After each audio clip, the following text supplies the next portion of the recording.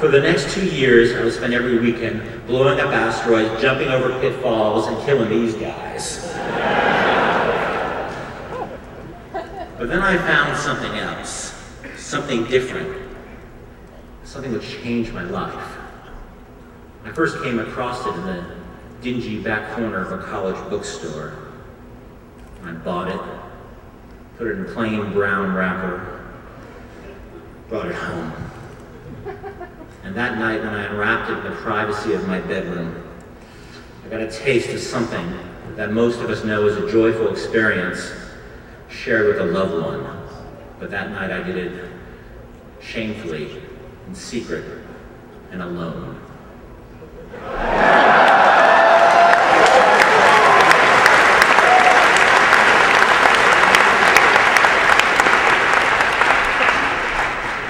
But I realized that this stuff never left my room now. I was a stealth nerd, closet dork. I didn't want to like the shit I liked. I wanted to be somebody else. I wanted to smoke cigarettes and listen to Deep Purple like the kid across the street. I wanted to be good at sports like my brother. I didn't want to go to bed at night thinking about the Vault of the Drow and Air-Sea Battle and Battlestar Galactica, but I did. I tried changing, I tried fitting in. I even managed to hang out with some of the kids on the fringes of normal, kids with problems, the kids who hung out at the bowling alley and ate junk food and shoplifted candy and soda from the gas station. But it didn't last. There was something that set me apart from these kids, something irreconcilable. So by the time I entered high school, I gave up. I accepted my life sentence in Nerd Siberia, condemned by the very things I loved the most. Now,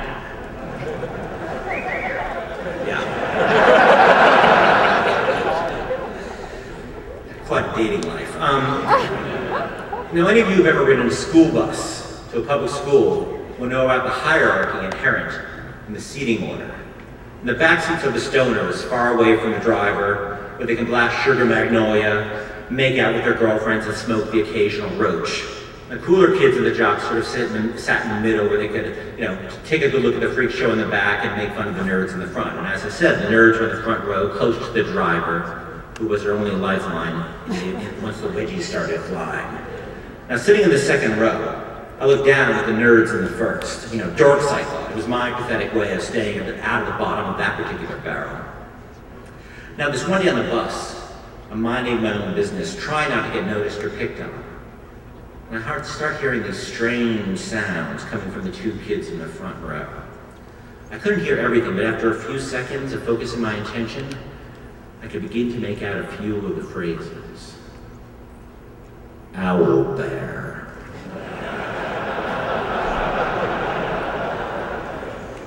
Succubus. Saving throw. Neo-Otyug. Now these kids were talking about D&D, and they weren't just talking about D&D, they were talking about advanced D&D. I started to panic, I was casting terrified glances around me. I felt like I was in the middle of Nazi-occupied Paris, and some idiot started belting out La Marseillaise. I wanted to shout out, "Shut up, you fools, or they'll hear you!" But nothing happened. These kids continued to talk about the intricacies of double classing, the finer points of saving throws, and the Tao of the Dungeon Master's Guide without betraying even the slightest hint of fear. It took me nearly 20 minutes to work up my courage to talk to them. So, what campaign are you guys doing? I asked with the insouciance of the Duke of York inquiring about the spring season at Ascot. For a moment, I thought I had made a terrible mistake, that I had stumbled into some Gygaxian gingerbread house. Lured to my doom by jocks in nerds' clothing. But this wasn't a trap. The kids were named Bill and Doug. By the time I got off the bus, I had wrangled an invitation to the D&D game at Bill's house on the 31st. I was so caught up in talking to these guys that I forgot my stop completely and had to get off the bus 3 miles after it. Walked all the way home. Even as Bill's mother led me down the hall to the living room, I was still in a defensive posture, ready for the other shoe to drop. Best case scenario, I was hoping for 2 or 3 nerds sequestered in a dusty attic, huddled around a moldy set of 20-sided dice. Nothing I saw could prepare me for what I saw next. There were 9 or 10 kids around a long dining table, laughing, drinking soda, eating Doritos, just having a grand old fucking time. Before I could react, Darth Vader, who I just noticed sitting at the end of the table, stood up, walked over to me, and held his hand in the air. I stared at Darth Vader, not sure what to do next. But when the Dark Lord of the Sith offers you 5, you give him 5.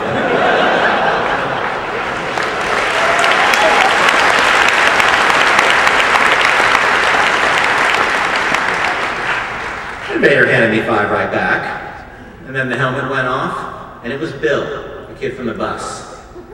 Before I fully remembered it was Halloween, Bill was leading me back to the snack table.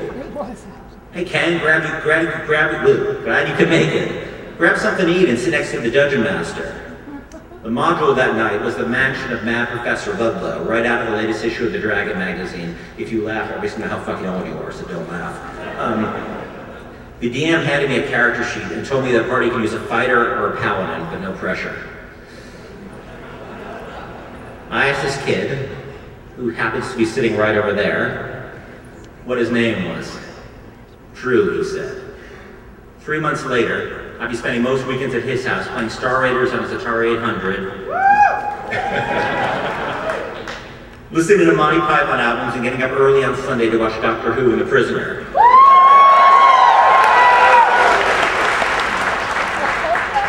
Drew had cable TV, a subscription to Starlog and Fangoria, and a table dedicated exclusively to the painting of Ral Parth the Dungeons and Dragons miniatures.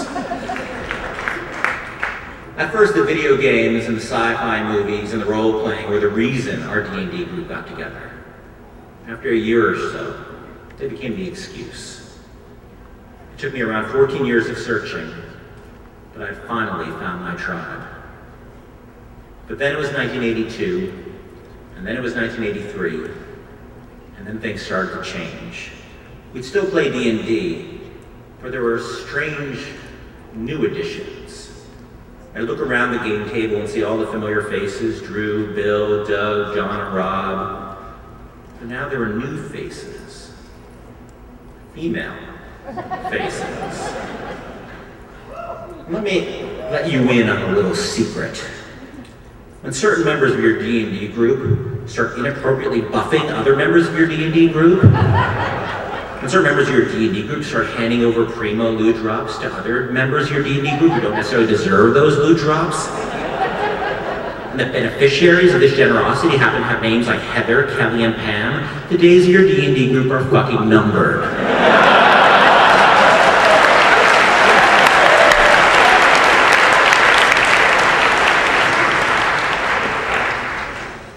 After a short while, even as the core activities of our tribe came under the assault by the fairer sex, the core activities of our tribe came under assault by the fairer sex. Well, one Saturday would guarantee an expedition to the barrier peaks or a return to the planet of the apes. I might wake up to find that something else was now planned. Ice skating at Heather's grandmother's pond, perhaps. Or Christmas carols and hot cocoa in front of a roaring fire at Kelly's house. And before long, the group began to splinter into atomic pairs of lovebirds. And then things really began to fall apart. Oh, Doug and Kelly can't make it, they're going to the movies. And John and Pam are headed to the mall. Bill and Heather are going on a picnic. Lacking a girlfriend of my own, my feeling of surprise and confusion more slowly into betrayal. The truth is, my tribal brothers were simply ahead of me in the game. Feeling the wind of impending adulthood beating against their faces, they were just waking up and smelling what was coming in the future. College was the warning shot that alerted them to the things that lay down the road: jobs, families, health insurance, 401k plans. And back in 1983, when one tried to put the player's handbook, Castle Wolfenstein, and the Wrath of Khan into a spreadsheet called adulthood, Lotus 123 returned to fucking syntax error. As the tribal activities began to peter out, I was forced to reevaluate. So where the hell was somebody who spent the last 3 years playing D&D every weekend going to go where he might feel comfortable? What social group would possibly accept someone with limited social skills and extensive improvisation gleaned from the late-night parlays in the Temple of Elemental Evil? Only one place.